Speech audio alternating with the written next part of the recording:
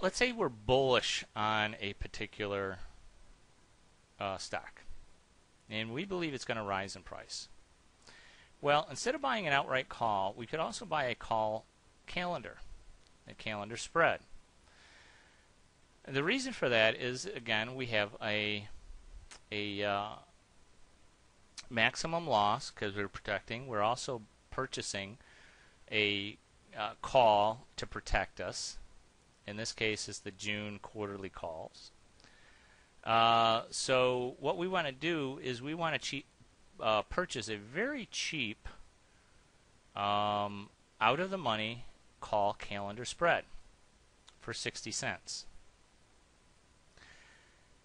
I call this a bullish calendar spread because as the price rises towards the 145 strike level, that means the SPY would have to go up from 137 to 145. At 145, we would achieve our maximum profit. And you can see that that's true if we look at the current price of the stock. It's at 137. The most expensive call calendar spread is at the 137 strike price for $1.10. So the way we make money with a calendar is if, in fact, the price of the underlying stock expires exactly at the strike price that we've sold.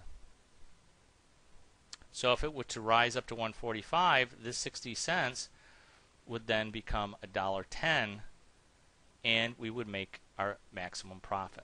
Let me show you how that looks on our profit picture. If we go to Analyze Duplicate Trade, we're going to get rid of our other one here. This is called a bullish calendar spread. The actual price, the current price of the underlying stock is down here at 137.64. In order for us to make our maximum profit, the price of the underlying stock would have to rise all the way up to the 145 strike, which is the one that we're selling and the one that we're buying. Now we're only paying 60 cents for that calendar spread. If it were to rise to 145, we would achieve our maximum profit by expiration. The most we could lose is 60 cents. With a calendar spread, the most you could lose on any of these spreads is the price that you pay for the calendar. And you can see that our margin requirement is only $60. And if we extend our graph out, you can see also that the maximum loss is $60 no matter how high the price went and no matter how low the price went. That is a bullish calendar spread. In other words, you're determining that the price is going to rise until expiration, and then you would achieve your maximum profit at the price that you purchased this calendar spread. Let's go back to our trade tab for a second. The nice thing about calendar spreads is that you can buy them just like you can with an iron condor. You can buy them on the put and the call side. So let's say you're modestly bullish, but you're also modestly bearish. You think that the prices are going to fluctuate within a certain range. Well, you could buy a calendar spread. Let's say you think the price might rise up to $1.40, but you also think it might drop at the lowest point to maybe 134. And we don't want to sell one of those. We want to buy it. There we go. Now let's take a look at what that does to our profit picture.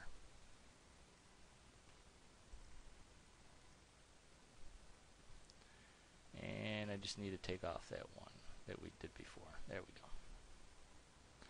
What does that do? Well, it's very interesting, isn't it? Instead of the single tent like we had before, like this one, if the price were to rise up, we would achieve our maximum profit at 104 on a bullish calendar spread. Now we also have a put calendar spread.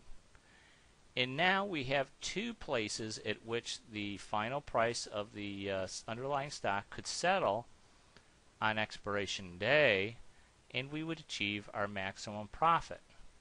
In this case, it's 140 because we have a 140 calendar spread, and on the downside, 134 because we have a 134 calendar spread.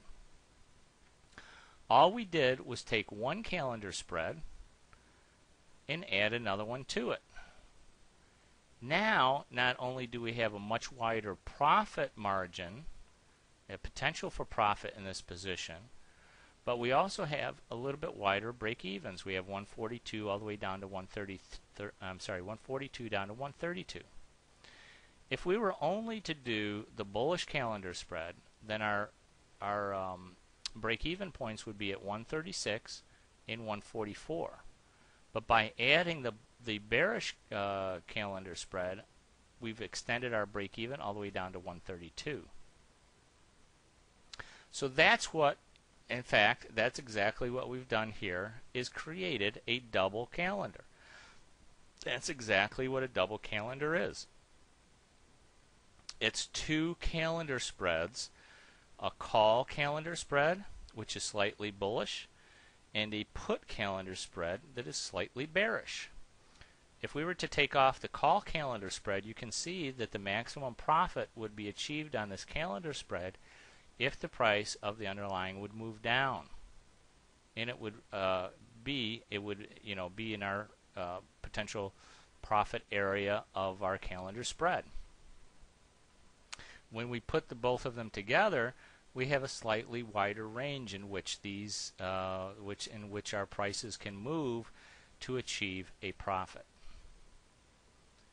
We also have a greater theta. When we add these positions together, you can see that one side has a 38-cent theta.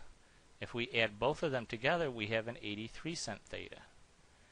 And of course, that theta will increase in time as we get closer to expiration. So now you've been introduced to vertical spreads, the sale of vertical spreads, combining the sale of vertical spreads into an iron condor, calendar spreads,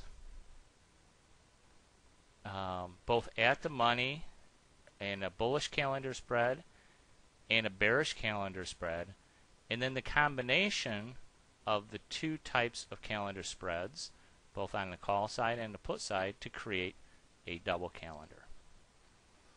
Anyway, guys, I hope this was helpful to you to understand the type of positions and how we profit from them. And I really do hope that it helps clarify, at least for some of you guys, the very foundation of what we're trying to achieve, which is positive theta positions, the spreading of a wide range of break-even points, combining vertical spreads or combining calendar spreads in order to achieve our objectives. And this is just one, we did about 2 hours today. Please review this video as many times as you feel necessary in order to really understand the very basics of what we're doing here. This is the foundation of building positions, is understanding the type of positions that we put on. We covered the iron condor, we covered the double calendar, we did calendars, and we did vertical spreads. So this is really a very important foundation for you guys to understand exactly how these positions profit, and also how to put them on, understand why we do both the sale of options and the purchase of options to protect ourselves. So if you have any questions at all about this video or anything that I went over today, please do not hesitate to ask me questions at tradingology@gmail.com. Hey, I wish you guys all the best, and go out there and trade with confidence.